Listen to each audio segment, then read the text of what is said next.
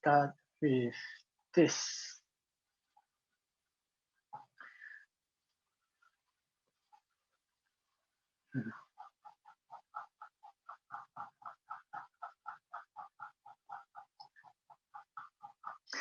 All right. Hello, everyone. Thank you for joining us this Saturday afternoon. It's nice to see that everyone, some people are interested in this. So my name is Casey. I run Collateral Damage Studios. When I was first invited to talk about this topic about creating a sustainable business in Singapore, my first reaction was but we are a digital art illustration studio. We don't really do environmental stuff other than the work that we did for Ministry of Environment. But then Zuri explained it further to me to say that it is about how to keep your business alive, how to keep it running and sustainable. So here we are.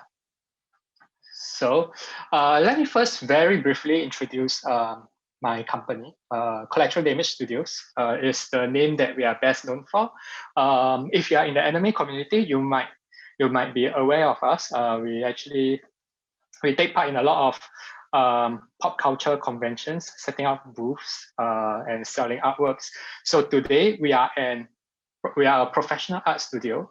We provide our professional service to our clients around the world, actually, not just in Singapore. So we do things like concept art, comics, illustrations, storyboards. On rare occasions, we actually do animation and really much like a much more higher level conceptual artwork. And we also do live drawing once in a while. So as a company, CDS has been around for around 7 to 8 years as a professional company. But before that, we started out as a group of friends selling our artworks at conventions such as Anime Festival Asia or Dojima. And it was over time, then CDS became a bit more professional. People got to know us and people started asking whether you want to professionalize, do you take commissions and things like that. In fact, back in, I think, 2010, China News Asia asked us if we actually plan to become a company. And I actually told them, no, it's very complicated. But then here we are right now. And that is partly because of this project, which is our best known project ever. Aizawa Inori is the mascot that we created for Microsoft Singapore for Internet Explorer. For this, we actually did almost everything from scratch. The story goes that we did a fan art, a personification of Internet Explorer just for fun. But it went viral and Microsoft noticed. So during one of our conventions, someone from Microsoft, the marketing manager for Internet Explorer, approached us and asked us if we want to go and link copy. But it's not a police kind of link copy. We went and have a chat, and he was interested in what we have done, and he asked if we want to take it a step further, and we decided to do that. We set up, because this is Microsoft, we need a company to work with them, so we set up a company. We collaborated with other creatives around Singapore to make the animation happen. So this animation happened, it went viral, 2 million views within 24 hours. It might not be impressive this today, but it was very impressive back then. And it is actually now considered quite a case study of how Microsoft uses pop culture for PR and marketing purposes. But after this project, from then onwards, the challenge for CDS is really for the company to keep going, to sustain ourselves financially and of course, and also creatively. So now CDS is 8 years old. I think that's quite a feat. We have over 30 media mentions like A-List, Imagine FX, Mothership, Welcome Post. Quite a number of media outlets have covered us before. We have over 50 unique clients. They range from multinationals such as Microsoft, Wacom, all the way to maybe some football football mom who wants to commission artworks for her children. So we are a very small team of full-timers, like just 5 of us, but we are supported by a decent number of freelancers who we approach whenever we got projects that we need them to help us deal with. And we actually do rent a small space to do our work. It is currently unused until today because of the whole global situation, but we actually do pay rent and everything. And of course, projecting into the future, what CDS wants to do, we are hoping that we probably will have slow, but hopefully steady growth. Obviously, we want to do projects with bigger, cooler clients with very interesting IPs. My hope is one day we actually get to do something with Marvel or Disney. Then we are also planning to actually publish artworks from our artists to actually develop our own internal IP. This is still a work in progress. Like the coloring book thing that you see the artwork here. We think probably around August or September we should be able to publish it. Obviously, we want to draw more anime and make more money. And finally, probably the most important thing is to avoid game over. In this case, we define it as nothing in our bank. So we're still not there yet, so it's all good. And to quickly introduce myself, I am Casey. I'm the general manager for Collateral Damage Studios. I have a diploma in creative entrepreneurship, but I have no. Other than that, I don't have formal training in business.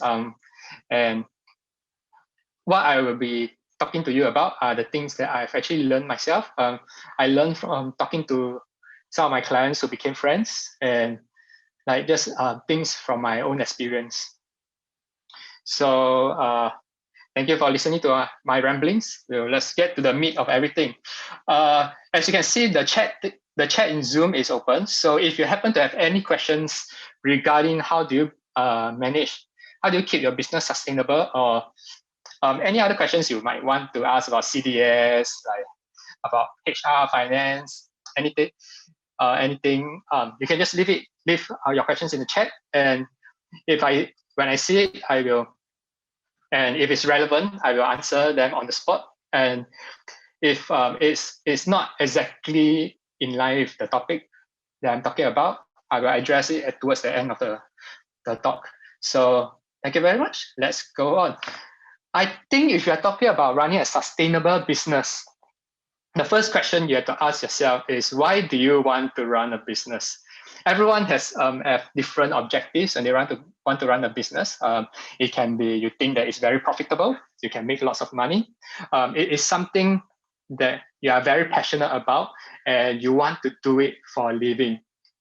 It really doesn't, to me, it doesn't really matter as much the specific reason, but you do need to keep in mind that both the passion side of things, the intangible, and the financial side of things are very important. They both come together in order to keep your business running and to keep yourself creatively motivated. And whenever you attend any business class and talk about businesses, like recently I actually attended online workshop about PMAX. The first question the lecturer will always ask you is, what is your vision? What is your mission? What is your value? It's really dry actually, but I must say that this is always very useful as a guideline going forward, because these 3 things determine what is the purpose of your business. What does it mean to you and to others? So like I can say for CDS, for our vision and mission, we envision ourselves growing as an internationally renowned studio. I hope we are getting there. And it is a place that local creatives can grow their talents and fulfill their creative desires to make it a fulfilling career. And we value creativity, having fun, and promoting our local talents. And when you start your business, you do need to keep that in mind, because that will guide you whenever you need to make a specific decision, like when you reach a crossroad of your business, sometimes you have to decide where do you bring your business to, and your vision and your mission for the business will guide you on whether you want to expand to this place or you want to like concentrate on what you're doing right now. So sustainable business, I define it as two things. Financial sustainability. If you still got money in the bank and you can still pay yourself, that's financial sustainability. The game over comes in the moment you have zero in the bank. Some people will define it more strictly than me. People will say that you need at least 3 months worth of income saved in your bank so that your company can survive 3 months with zero revenue. You can take that as well. It's pretty useful because you never know when you need to make some last minute expenses for the company. So for this, you need to calculate how much you spend per month on your business. And second, I think something that most people do not really think as much about is mental and patient sustainability, the intangible stuff. Because you can have all the money in the world, but if you burn out running your business, you end up not feeling anything for it anymore. Then at some point of time, you might as well just sell the business. It is no longer sustainable for yourself. You might have lost sight of your mission and vision. So when you going forward, when you think about a sustainable business, you need to keep those two things in mind. The financial side, which is a bit more theoretical and might be easier to talk about, and the passion side of things. So money. In theory, the objective of any business is profits. You want to make money and like hopefully your income, it can slowly grow over time. In practice, it's a bit more complicated because you end up dealing with a lot of different people and they might define like how much the value of your work differently. So and you need to, at this point, you need to kind of think for yourself, like how much are you willing to give in and how much you can tahan. So usually when we start talking about money, you need to think about your revenue stream. How are you going to bring business in? I know some of you run like consumer targeted business. Like you sell direct to consumers through online e-stores. Some other of you might be freelance photographers who work with other businesses B2B. So there are two different ways that which I define like how you can get money coming in. You can get money by the inbound side of things, in which people go to you directly, and the outbound side of outbound business, in which this requires you to be a bit more proactive in going out and seeking out potential business opportunities. You need to think about, before everything we come to everything else, you should also start thinking about your unique selling point. What is your strength? What differentiates your business from other similar businesses? So if, for example, you're a photographer, why will a client want to hire you over someone else? Perhaps you specialize in, say, children party photography. You are very, very well known for that. So people go to you specifically for that. And it's a give and take. So for CDS, sometimes when I sit down and think about it, I will say, okay, we are very well known for anime artworks. We have a pool of talented artists to work with. And perhaps most importantly for us, we are reliable. We have a proven track record. We got 5 stars rating on Google. I'll come to that later. Why so later? But I think for a lot of clients, they like reliability. Like, when you go online, like when you're targeting consumer on the online site, they like to see like you have your stocks on Shopee, then they like to see like, the stocks coming very fast after the consumer buy it, and then they'll give 5-star rating and things like that. So inbound business, there's a lot of ways in which you can go about the inbound businesses. So I'm going to go through, it's not super in depth, but a little bit into each of these points that is mentioned over here. So some people will call this marketing. What most people will think of, first of all, is social media is the biggest thing right now.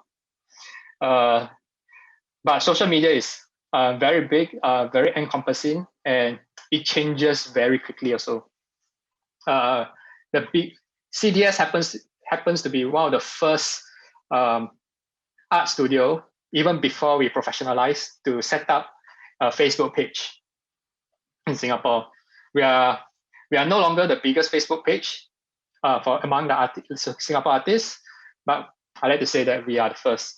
But beyond Facebook, you are also looking at things like Twitter, Snapchat, Instagram, TikTok, Clubhouse.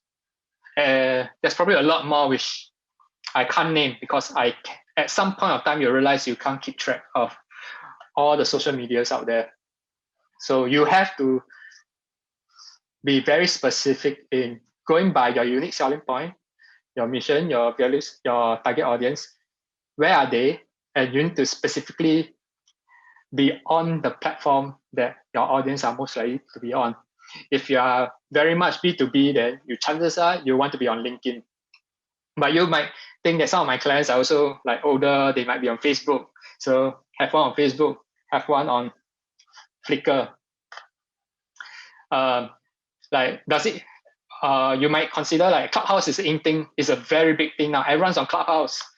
But does it make sense for you as a business to be on Clubhouse? Does it bring business by being on Clubhouse? Does it bring business to you? At the end of the day, you will have limited time and limited attention spent for every single platform. So you need to pick wisely. And I'll say just pick 2 to 3 at most that you can hyper focus on. Then everything else is a bonus. The rules of social media changes all the time. So you need to be very flexible in when to go in, when to go out, or when to just maintain a presence there. Then going down to social media is search engine optimization or SEO. Some of you might regularly get emails from like vendors saying, hey, we want to, we can help you get your website to the first page of Google. The thing is, you can actually do it yourself. You don't really need vendors, but it is a difficult process but effective. Like when CDS actually get new clients, one of the things that I usually ask them, like when people contact us, is how do you find CDS? And they will tell me that I found you through Google. If you search like certain specific terms, CDS pops right straight to the top. It all has to do with keywords, getting people to link back to you, and like getting like if you're really desperate, pay Google, buy Google Ads. In fact, if you search like anime artist Singapore, CDS is not the top. We are on page 1, but we are not the top. The top article is the Vulcan Post article you see over there. They never gave out doodling. So it's still us, and that's pretty good. Moving down, there's public relations, PR. How do you get media mentions to talk about you, to cover you and make sure and help you get your name out to the general public? Because when people read like their newspaper and they see your name, sometimes they'll search for it also. And that is one way of getting business. This one requires, I'll say that unless you are always going viral and people keep sharing it, sometimes it helps to be very proactive. Like I can tell you that for Imagine FX, I actually went straight to them and say, you want to cover us or not? And that's good. You can just go out, and when you go out, meet people and you find out that they are from certain news outlet, you need to consider like what are they best known for, who their target audience is, and whether you have the same target audience as them, how you can craft your story, pitch your story to them so that they will cover it. ideally for free. Nowadays, there's a lot of sponsored posts going on. Like if you pay a certain amount of money, Mothership will do a feature about you. It costs a lot lah, but it might be worth it because other than just the PR side of things, it helps a lot with SEO because a link from Mothership is worth a lot of Google points. And finally, word of mouth. This one requires you to be quite an extrovert.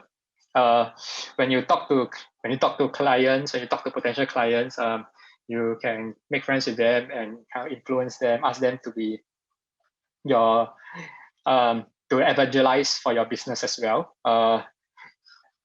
This one might be tricky because some people paise, but at the end of the day, you just have to ask them, hey, you know anyone looking for artists? Can tell them to look for me also. And after you have done all this, it kind of interplay with each other. Inbound business, the whole idea of inbound business is after you do everything, you did all your marketing, you're hoping that you can just sit back and wait for like every day 10 to 20 emails coming in saying, hi, can you do things for us? And hopefully they're high valuable businesses who are willing to pay you the necessary money. Oh, okay, someone may ask something. Hello, do you have any tips on managing social media to develop your presence? For CDS, we actually manage it ourselves. I mean, I'm the one who do it myself.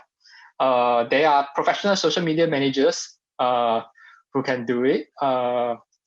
If you really, really don't have time and you're a big company, it might be worth paying someone else to do it. But otherwise, it's something that you can learn over time. In general, for CDS, like I must add first that different platforms have like different optimal time to post, different frequencies that are good. Like you have to kind of find that balance between whether when you want to post and what you want to post. Like Instagram, like if you are on Instagram, you want to post like nice, brightly lit color pictures that people can like. They don't really share as much on Instagram, but it's more of the like part. One way which I find very useful is to go and copy your competitors. Like you see what are your immediate competitor, what works well for them. You can try to do the same thing, but with a twist of your own. Because generally what works for them is probably going to work well for the kind of audience that you are going after. Like Facebook, we don't post as much on Facebook anymore. We generally is now just 2 posts on CDS site on Facebook, two posts a week. And we don't pay as much attention to it anymore. You have to find that right balance. When you like once in a while you post something, then hey, you find that this particular post have a lot of engagement. That's when you know you kind of struck gold. Then you need to look at what worked for this post and whether you can replicate it again. I hope that answers your question. At least these are what we have gone through and what we think it works. That other than inbound business, which kind of like marketing, there's outbound business, which is basically sales. This is what I actually do a lot on our end of things since I'm the designated salesman of CDS. This also requires you to be a bit more thick-skinned because outbound business are the ones that you go out proactively and looking for potential business. It might not be as relevant for consumer side businesses, but it means something like for consumer side businesses, it might mean something as simple as if you have a physical bazaar, assuming they come back, you don't just sit there, heads down, do your own things and hope that people will walk past your booth and buy your things. It's really like sit upright, smile. Like when people walk past and they look a little bit interested, you're like, hey, come. Tell them your story and try to get them interested in buying your stuff. For B2B side of things, these are some of the basic. These three things are the basic things that I actually practice on our end, and I think most salespeople will tell you the same thing. Like media monitoring, I have my own list of keywords that I put inside my tweet deck that I check occasionally. Like when people tweet something, I'm looking for something, something, something. That's when you go after that potential business. Um, this one is just go straight cold calling. Back in one of my earlier jobs before I job work for CDS, one of my boss will make me read through the newspaper every day. Then we'll be looking at all the. She'll ask me to look at all the advertisements in the newspaper. Firstly, businesses that can run newspaper advertisements, they got money. And then go and call them up one by one. And if you think that this particular business got money, you can work with them, call them up, cold call them, and try and sell them your stuff. Try to sell them your creative services. Sometimes, most of the time, it will not work.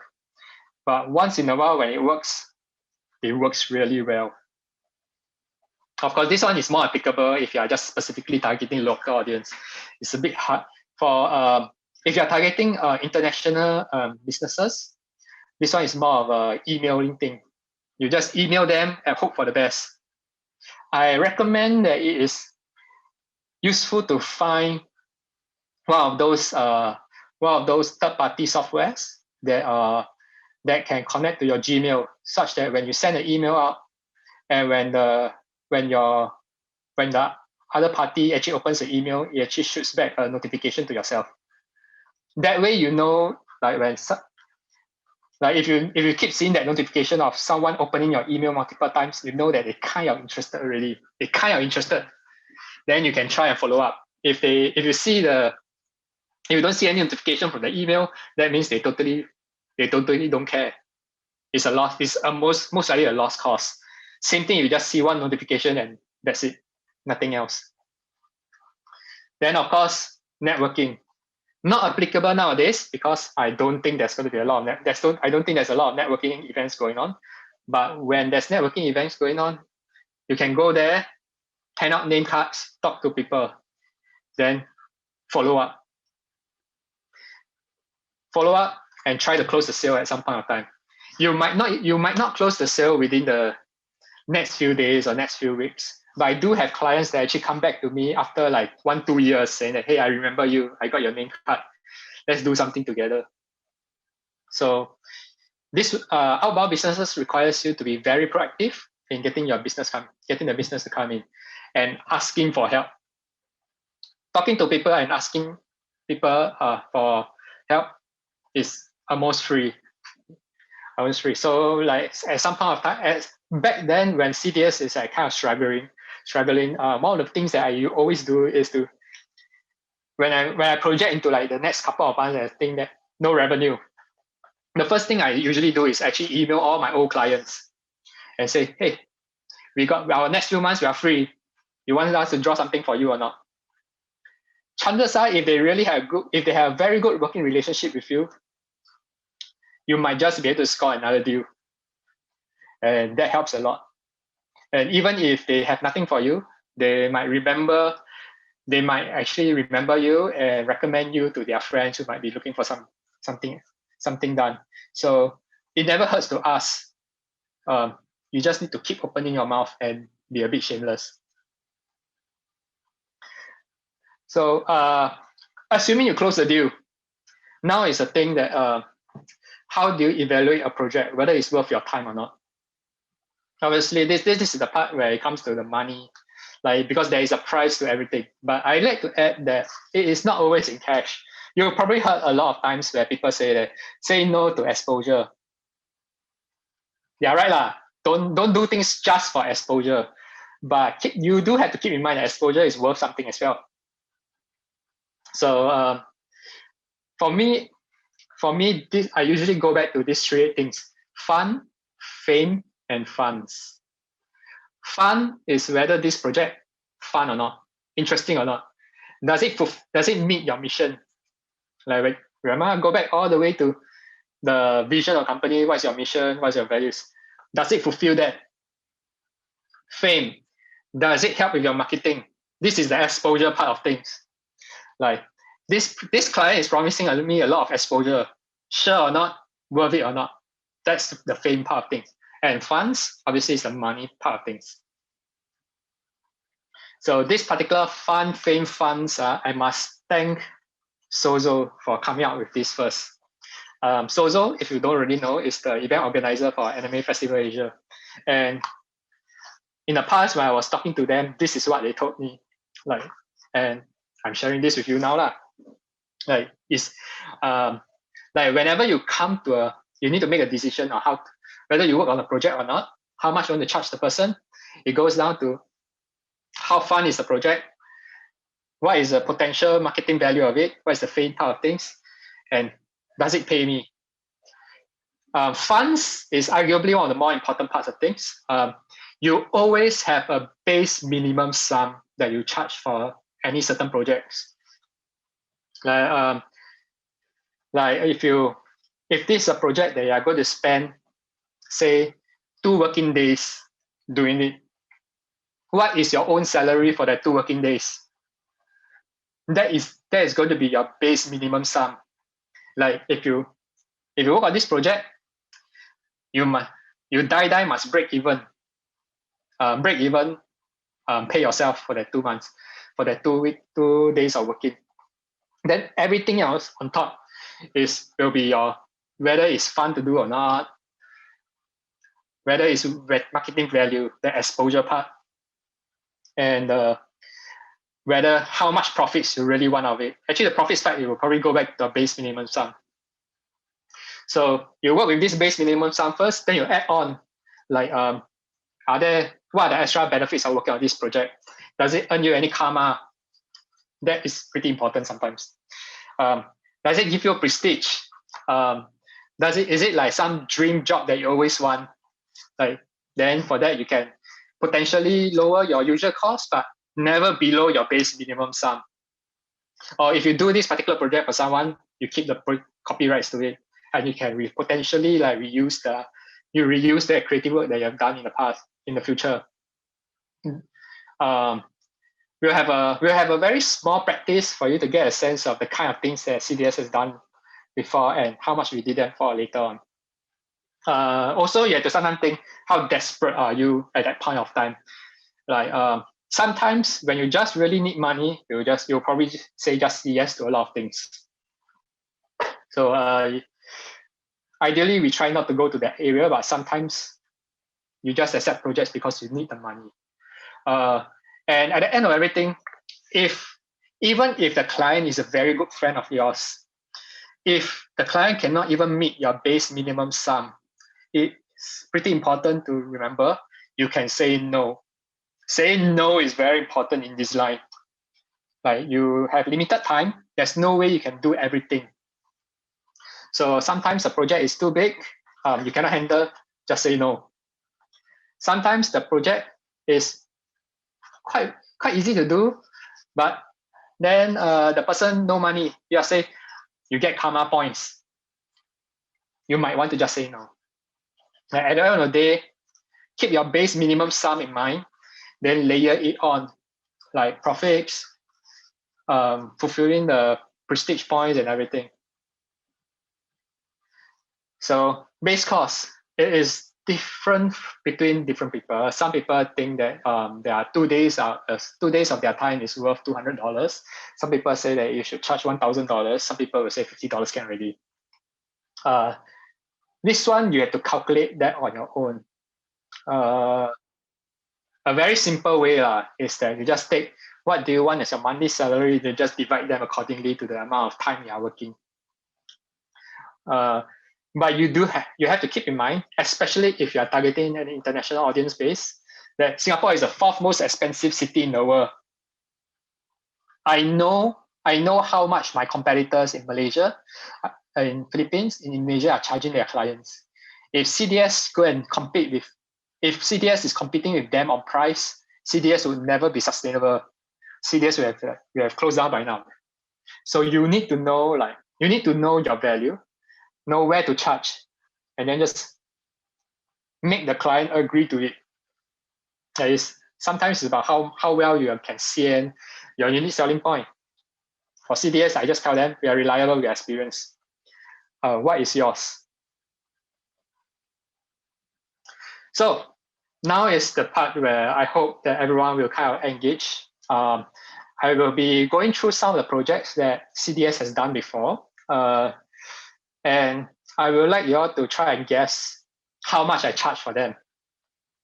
You can leave like your guesses in the chat, and then we'll see who guessed right. So firstly, this one is a single illustration that we did for IDW. It's a variant comic cover for My Little Pony. It's actually one of our, at least it's one of my the projects that I really wanted to do. So in order to get this project, what I did was I just email IDW directly. This is the proactive sales kind of thing. So I emailed them and say, I want to draw My Little Pony. Let us do it. So we did this. We did 2 covers for them so far. This is just one of it. How much do you think we paid? No, how much do you think they paid us to do that? Do we have any guesses? Oh, by the way, this one is paid in USD. So I'm going to assume whatever number you put there is USD. No further guesses? Okay, I think you guys will be shocked. But in my defense, this was from a couple of years ago. We only paid $200, 200 USD for this. Some more, they insist on using wire transfer to pay us. So we only got, wire transferring, they makan 30 USD out of it. So we only got 170 USD for doing this cover. And also they sent us like 10 comics, 10 of these comics as a gift. Out of the 10 comics, I got the artist to autograph a couple of them, and we sold them to the people who want those comics, autograph comics. So I'll say at the end of the day, we got only around 300, which is far from what y'all guess. So is this a worth it project? Nah, it's not.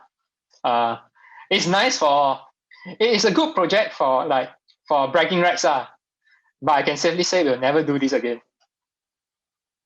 Like sometimes you encounter projects in which you just do it for the portfolio.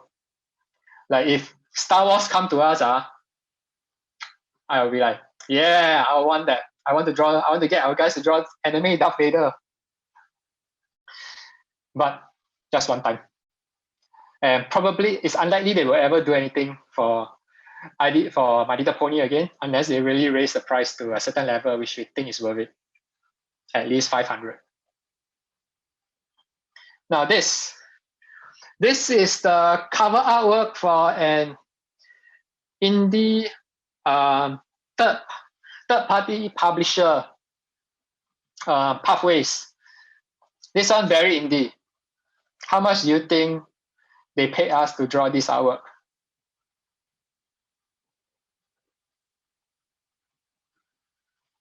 Wow, optimistic.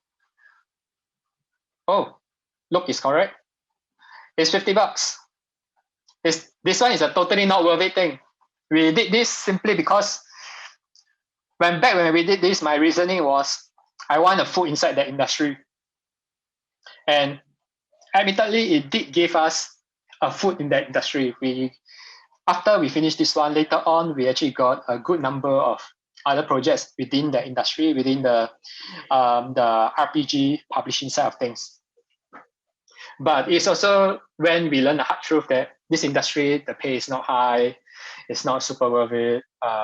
Maybe Paizo might pay more, but if you're just working with the small publishers, not worth it. There's chances of you'll never work on this again. And now that you know the cost, you probably shouldn't accept. You probably do not want to work with them also.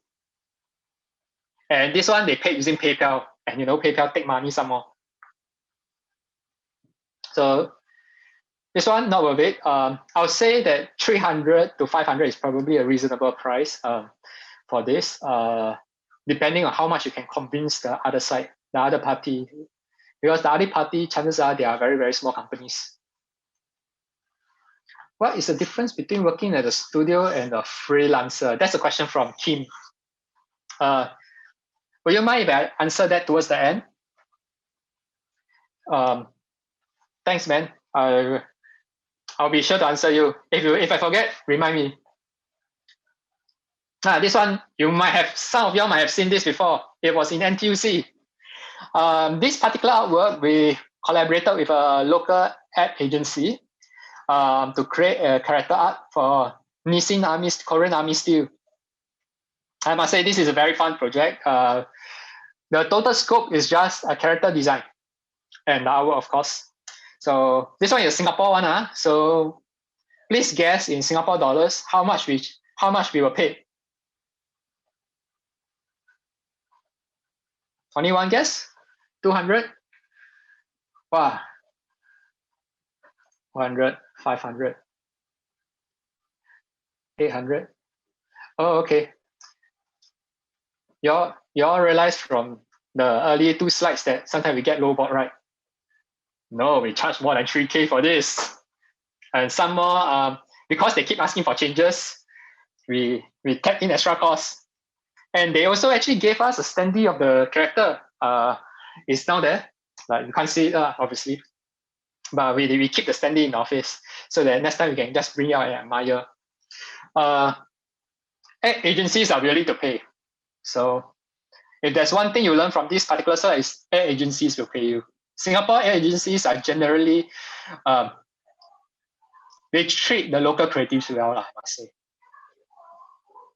For that, we probably have to thank the predecessors who have, like the other illustrators, the veterans who actually work with other clients, with the ad agencies in the past. Like we have worked with Ogilvy as well in the past, and we charge them quite well as well. How long did the Cup Noodle project?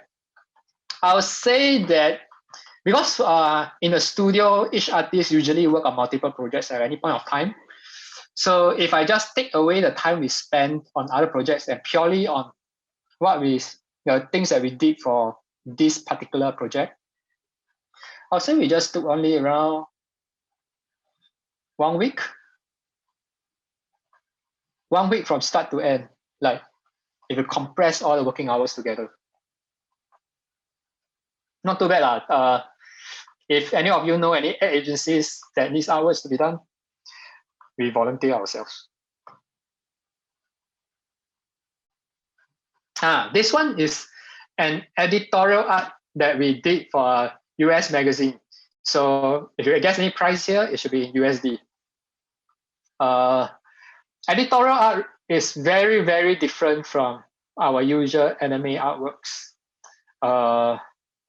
It is actually a field that CDS is not really into, as in our portfolio is not really targeted towards editorial art, but it is definitely a field that we want to try. So I am quite grateful for Current Affairs, the magazine that actually who is willing to just commission us to draw something for them, anything.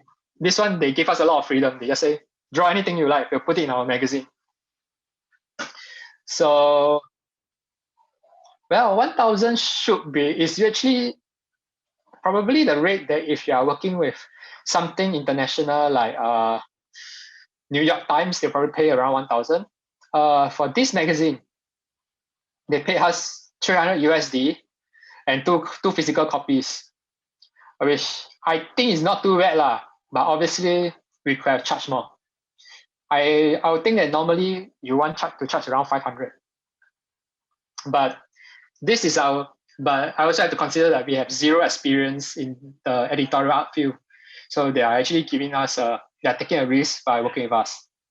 And later on, we actually did a two-page spread for them, which they paid 600 for. It's pretty good lah. Not too bad. I actually like this client a lot. The mission for this magazine aligns very nicely with my own philosophy. So this is a thumbnail art for a YouTuber. The YouTuber basically came to us and said, hey, I'm creating this video. I want a thumbnail art, a CC one from you all. So this is what we did for him. How much do you think we charge him? This one you should quote in USD. 150, 150. Well, I think you'll be surprised with the amount of how much we charge. No, this one never gave us exposure as much as much as I wish there's exposure. We charge 1,000 and this guy paid. I'll say that the top YouTubers, they are surprisingly willing to pay.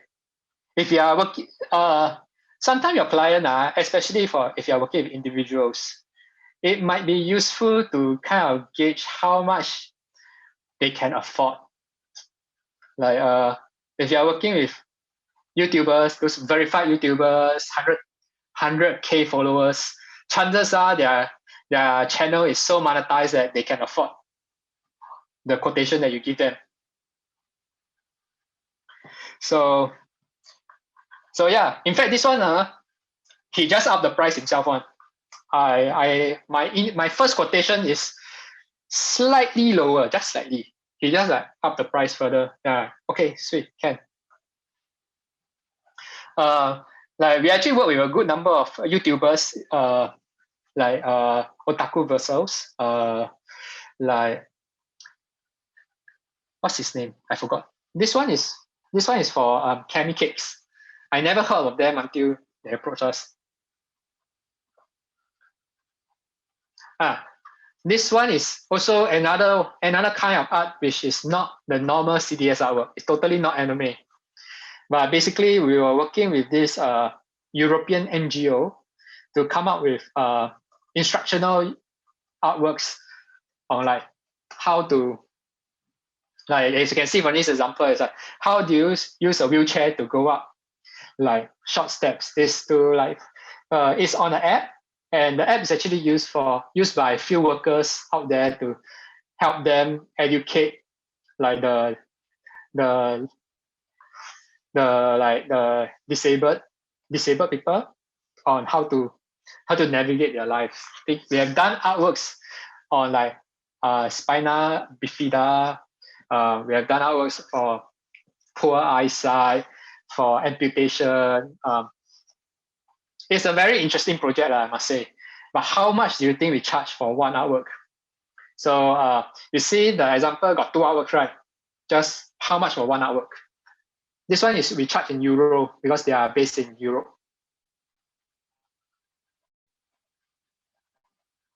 Hmm. 50, 100, 100, 200.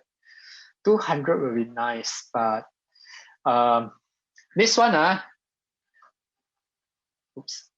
we charge 80 euros on average.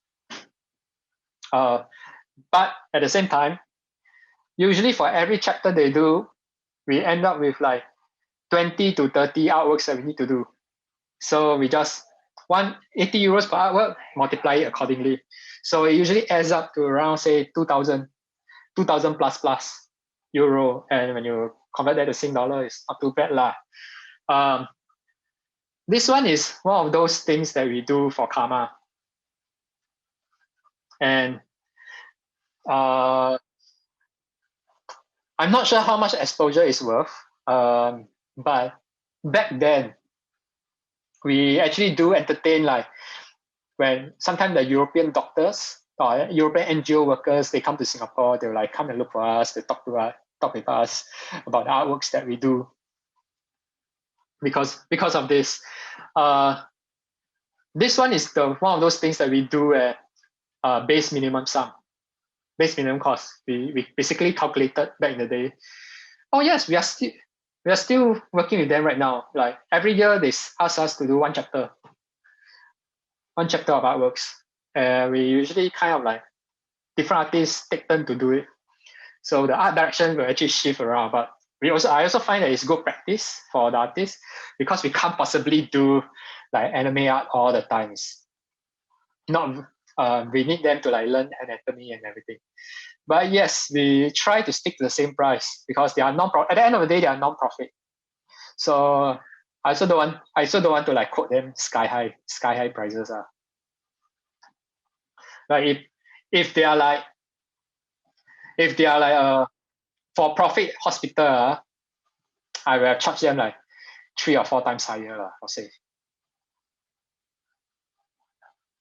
This one, character illustration for an indie clothing label. This one, so like online, there's a lot of people, there's a lot of small businesses. They start doing anime T-shirts, right? Some of them do it, but they don't know how to draw, so they commission companies or studios or artists like us to draw it. So this is one of the artworks that we did.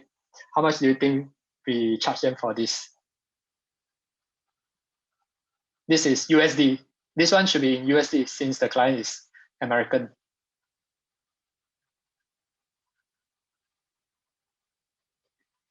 Wow. I wish it's that much. 1.5K will actually be very good. Actually, some people are willing to pay 1.5K, but yet, but 1.5K isn't the American clients.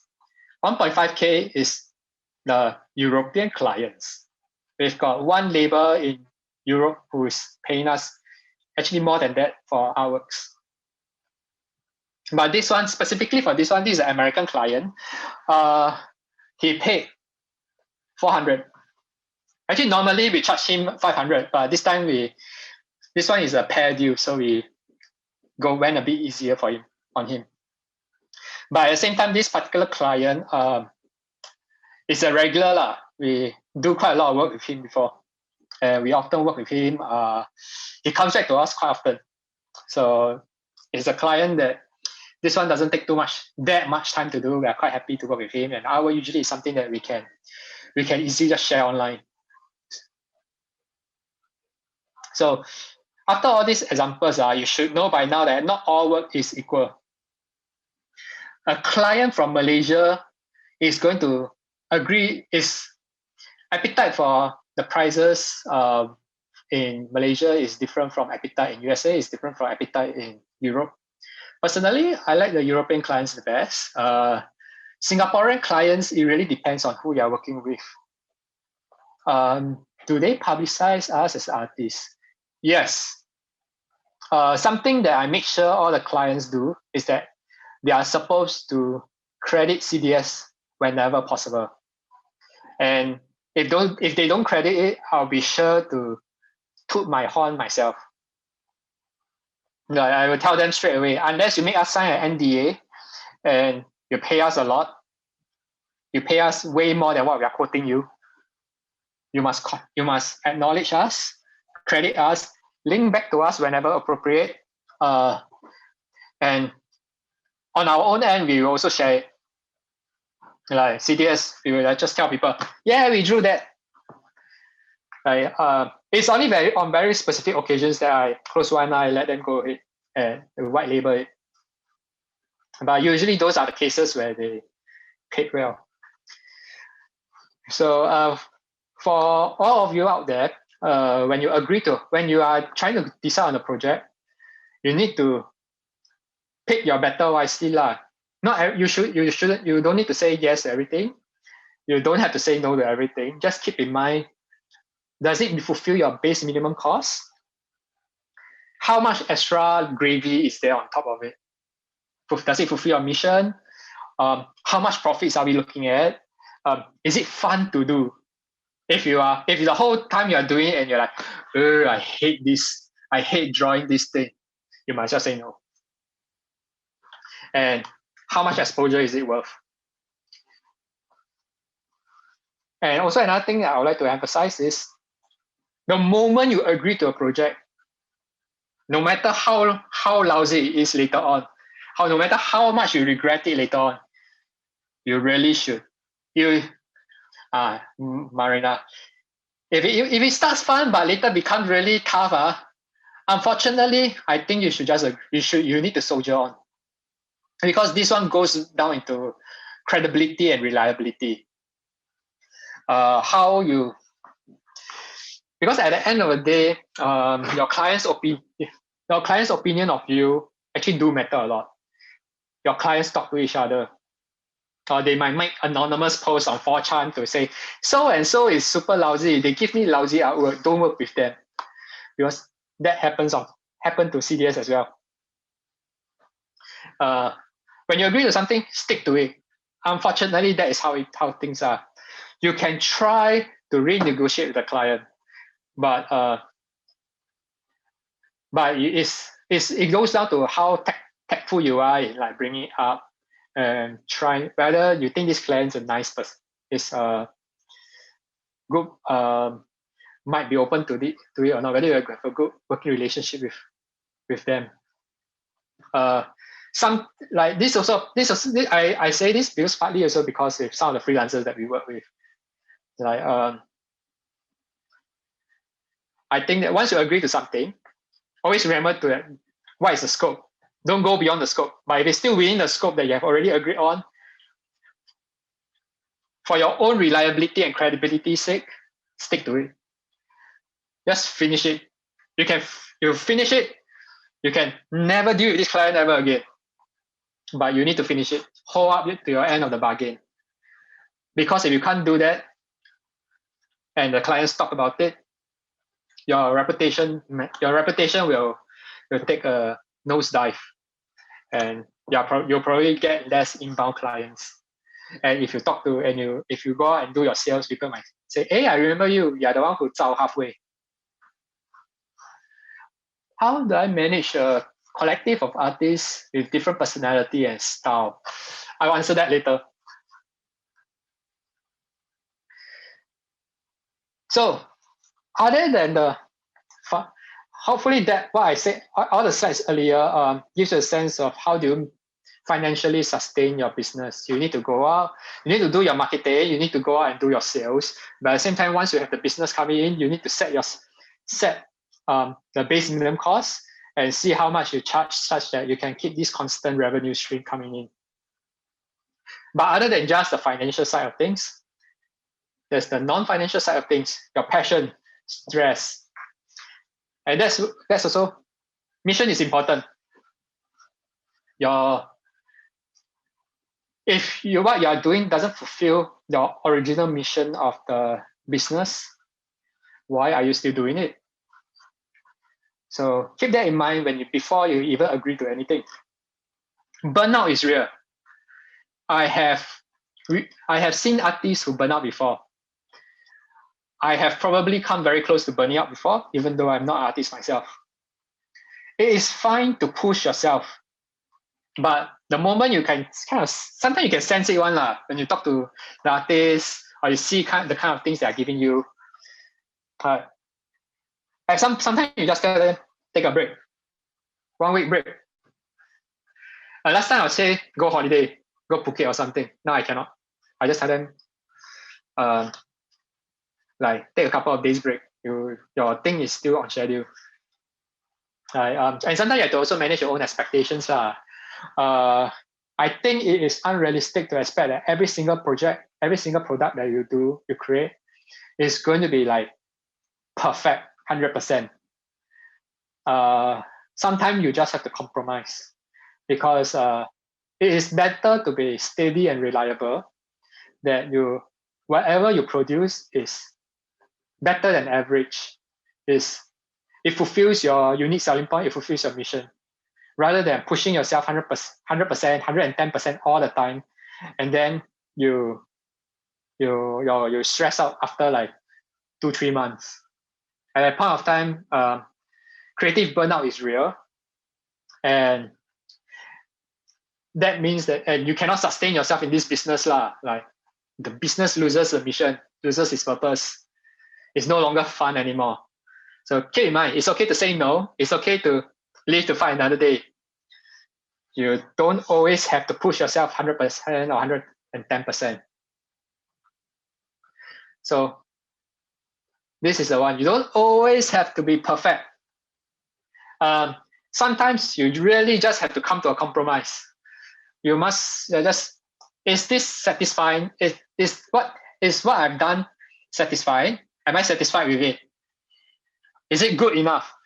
You'll be surprised how much leeway the client can sometimes give you.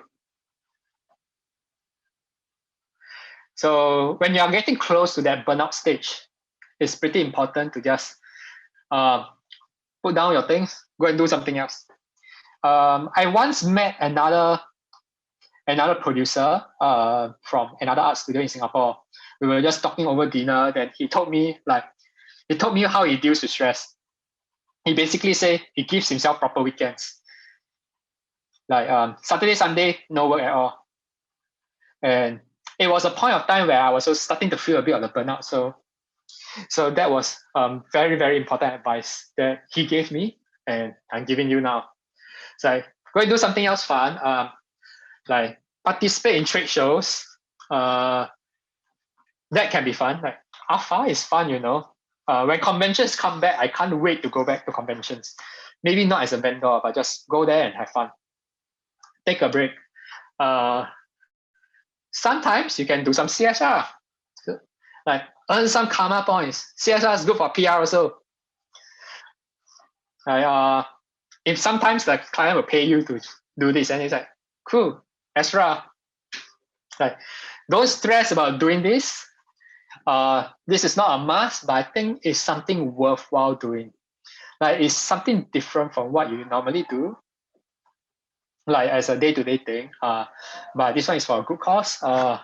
This one is, hey, it's a virus, it's American movement. So one of our old clients came back to us and say, hey, you can do this or not? Then we say, okay, I got some spare time, we do it for you. Then another example is CDS actually participated in a Make-A-Wish recently. This one quite simple. We don't have to draw anything. We just had to turn up at MBS and talk to the kid to like tell him what is life as an artist about, like what he can do to step into the illustration as a career. So all these karma points is different from your day-to-day job. It's just do something different so that you don't stress out, you don't meet that burnout point. Because when you burn out, then your business also no point. There's no point to doing your business really. It's like that's not sustainable either. And I think this one is really important.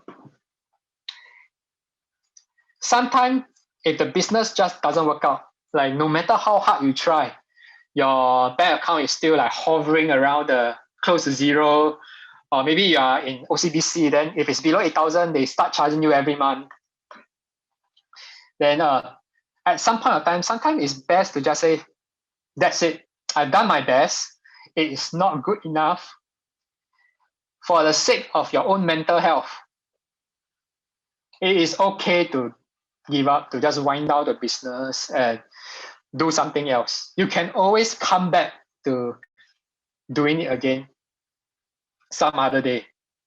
Because firstly, you're not alone. 30% of new businesses fail within the first 3 months. And you can just stop that. Like you just wrap everything up nicely, put it aside. It's only a business. And just, I don't know, find something else to do first. When you are a bit more experienced, maybe you attended a masterclass or you went to get a diploma on entrepreneurship, can come back again to revisit what you have done in the past, analyze what went wrong, what went right, and do it with a better footing. But don't push yourself to the brink of bankruptcy just because you want to stick it to the man and keep the business running.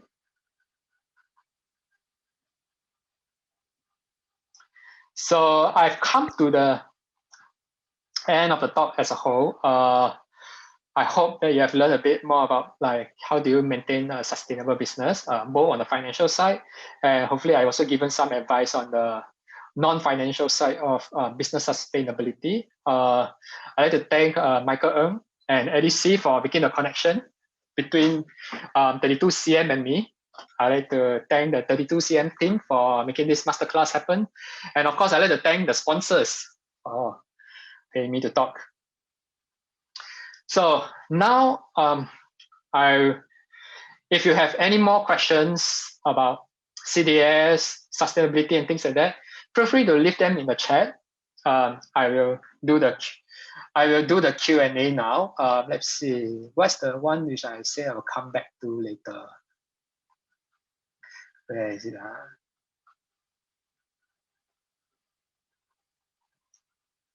Okay. Kim asks, what would be the difference between working as a studio versus working as a freelancer? The most immediate thing is running a studio is definitely more expensive than being an individual freelancer. The monthly burn of a studio is right now for us is more than 10K per month. So more than every month I have to pay out 10K, more than 10K in terms of rent, in terms of salary, CPF and everything. As a freelancer, you probably have less costs to deal with. Like you work from home, no rent. You still have to pay for your housing, but technically no business rent. You pay everything yourself. You pay yourself, you settle your own CPF, you settle your own insurance. Studio, we have a lot more expenses. But the flip side of it is like strength in numbers, like as a studio, you have like the admin guy who goes out and do all the things that an artist wouldn't want to do themselves. Like CDS is me. I'm the general manager. I do sales, I do HR, I do finance, I do project management, I do marketing. Sometimes like after no one coming to the office for like 2-3 months, I come in just now. I come in today. After this stop, I'll be sweeping the floor. Freelancer, everything you have to do yourself. You have to do your own marketing. You have to do your own sales on top of the work that you have to do. So you do have to consider that, like whether as a studio, we can also like 分工合作, spread out the work. We can take in multiple projects at any point of time because different artists will handle different projects. Or we also have we built out a name for ourselves. People know that when you come to CDS, we are reliable. We get the artworks done for you. And a freelancer, you have to do everything yourself. If you already have reputation, good for you. If you don't, you're starting from scratch. And there are a lot of freelancers around Singapore and the world. So it's a matter of whether you want to do everything yourself, or as a studio, you want to work as a collective and like Captain Planet, when all powers combine. You got Captain Planet, you got CDS. I hope that answers your question. Let's see, what's the other one? Oh, yeah. Managing a collective of artists. How do I deal with it? Well, it helps that for CDS, when CDS first started out, like before we are even professional art studio, we are basically a group of friends. So everyone knows each other already. And I know what are their strengths, what are their weakness, what they like, what they don't like. So I know how to motivate like certain people, how to encourage them to do things. Like what are the buttons you press to like get this guy to work? Like sometimes some people they're a bit more masochist. You have to insult them to get things done. Some of them they a bit more like passive. You need to like sayang them with it, Then now that we have gone past like 7 or 8 years, we started recruiting. Oh yes, it's tiring. We started recruiting beyond the original circle of friends. CDS actually regularly gets like portfolio submissions, like people who want to work with us. For most cases, I usually just tell them straight, we are not recruiting. That is the truth. But at the same time, it's not like we don't hire new people. It's more of a case that for my preference for hiring for new hires is that I prefer it when they work with us as a freelancer for a good number of projects first.